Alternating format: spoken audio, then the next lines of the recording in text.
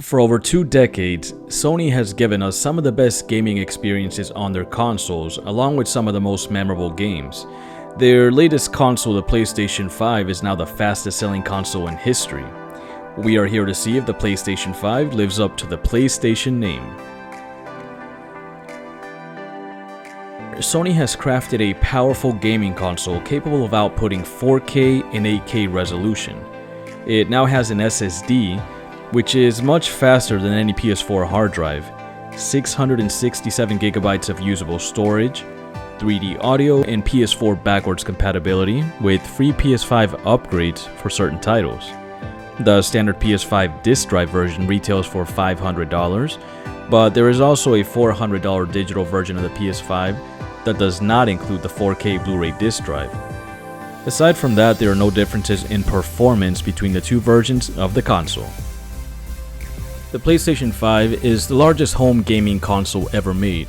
At 15.4 inches, it towers over the previous systems. According to Sony, this means more space for air ventilation and a bigger fan to help with the cooling of the system. A stand is included, which gives you the option for vertical or horizontal positioning of the console. Sony made a bold move with a drastic change in appearance of the PlayStation, but overall the end result is an eye-catching console with a very next-gen look to it. The PS5's interface is similar to the PS4's with some changes. You still have the options you would expect, like access to your friends list, recording options, and all your system settings. This time around, you're able to customize shortcuts, and the PlayStation Store is now integrated into the system as opposed to just being an app.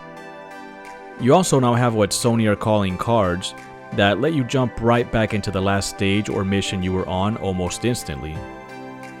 Thanks to the SSD, the loading on the PS5 is extremely fast. Here in Miles Morales, you can see the game starts in under 3 seconds.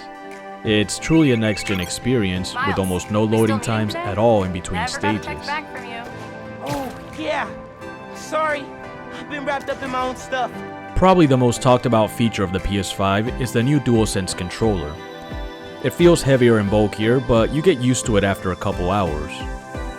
Like its predecessor, you still have the share button for gameplay recording, motion sensors, the swipe pad, and this time around a built-in microphone, which is a great addition. The biggest change to the controller is the haptic feedback, and let me tell you, this is next gen. As soon as I started using it, I could feel that every vibration matched exactly what I was doing on screen. Swimming felt very differently than running on sand. The wind blowing had a different feel than skating on ice. You also have the new adaptive triggers, which allow you to feel the tension when pulling back on a bow and arrow, for example. It's all very immersive and something you really have to try for yourself. As far as games go, the PS5 just launched 5 months ago, so as expected, there aren't many titles to choose from. But you do have a handful of quality launch titles like Spider-Man Miles Morales with a great story and some gameplay improvements over the 2018 title. The Demon's Soul remake, which was rebuilt from the ground up for the PS5 and offers some of the system's best graphics to date. For a good co-op multiplayer experience, Sackboy: A Big Adventure is the way to go. It's a lot more fun to play with a friend and uses co-op mechanics exceptionally well. So far, the game that utilizes the DualSense controller best is Astro's Playroom, which is free and comes pre-installed in every PS5. It is a fun platformer with many Easter eggs and in a way serves as a showcase of what the PS5 can do, while it also pays homage to the long line of PlayStation history. To our delight, Sony decided to include the PS Plus collection, which consists of 20 free downloadable PS4 games for your new system. It includes classics like God of War, Bloodborne, Uncharted 4, and Resident Evil 7 to name a few. Although this requires a PS Plus membership, it was still a very nice touch from Sony to include this. The PlayStation brand has always delivered when it comes to its exclusive titles, and we expect nothing less for this generation, with exclusives like God of War Ragnarok, Gran Turismo 7, and Horizon Forbidden West already announced. The large size of the console can be a bit unappealing for some, and more storage space would have been nice, especially for those with the digital version. But it's not a huge complaint considering that we'll be able to upgrade the hard drive eventually. There are significant improvements over the PS4 that make this a worthy upgrade.